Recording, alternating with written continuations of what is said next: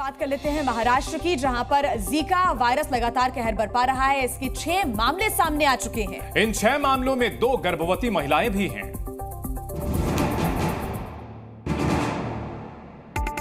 महाराष्ट्र के पुणे में एक ऐसा मामला सामने आया है जिसने सरकार की चिंता बढ़ा दी है। ये चिंता पूरे शहर के डॉक्टर की मेडिकल रिपोर्ट ने बढ़ाई है। 46 साल के डॉक्टर की मेडिकल रिपोर्ट में जीका वायरस की पुष्टि हुई है। डॉक्टर की 15 साल की बेटी भी इससे संक्रमित पाई गई। कुल 6 मरीजों में इस वायरस की पुष्टि हुई है। इन मरीजों में 2 गर्भवती महिलाएं भी शामिल हैं। डॉक्टर को बुखार आया और शरीर पर निशान भी बने। लक्षण डेंगू से मेल खा रहे थे, पर डेंगू नहीं हुआ था। अस्पताल ने ब्लड सैंपल पुणे के राष्ट्रीय वायरस विज्ञान संस्थान के पास भेजा। 21 जून को रिपोर्ट में डॉक्टर के जीका वायरस से संक्रमित होने की पुष्टि हुई। घर में बाकी सदस्यों के ब्लड सैंपल लिए गए तो उनकी बेटी भी पॉजिटिव निकली। जीका वायरस संक्रमित एडीज मच्छरों से फैलने वाली बीमारी है।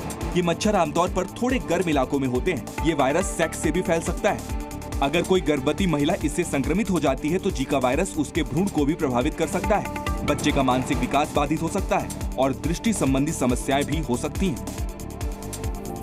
लोगों के खाने पीने का तरीका तेजी से बदल रहा है। भोजन की परंपरागत आदतें बदली हुई दिखाई दे रही है। राष्ट्रीय नमूना सर्वेक्षण के आंकड़ों से पता चला है कि लोगों की थाली से अनाज तेजी से घट रहा है और उसकी जगह प्रोसेस्ड फूड के साथ फल और मेवों का सेवन बढ़ रहा है। तो लोग परंपरागत भोजन की जगह अधिक पौष्टिक और रेडी टू ईट भोजन को ज्यादा तरजीह दे रहे हैं। और पिछले 2 दशकों में ग्रामीण इलाकों में प्रति व्यक्ति अनाज का मासिक उपभोग 3 किलोग्राम और शहरी क्षेत्रों में 2 किलो तक घट गया है। वहीं रिपोर्ट के मुताबिक ग्रामीण क्षेत्रों में फल और मेवों पर खर्च 1.72% से बढ़कर 3.73% हो गया है। यही नहीं, प्रोसेस्ड फूड पर होने वाला खर्च 4.9% से बढ़कर 9.6% हो गया है। तो वहीं शहरी क्षेत्रों में प्रोसेस्ड फूड पर खर्च 6.35% से बढ़कर 10.64% हो गया है, जबकि फल और मेवों पर होने वाला खर्च 2.42 से बढ़कर 3.81% हो गया है। गौर करने वाली बात यह भी है कि ग्रामीण और शहरी क्षेत्रों में दूध, दाल और सब्जियों पर होने वाले खर्च में भी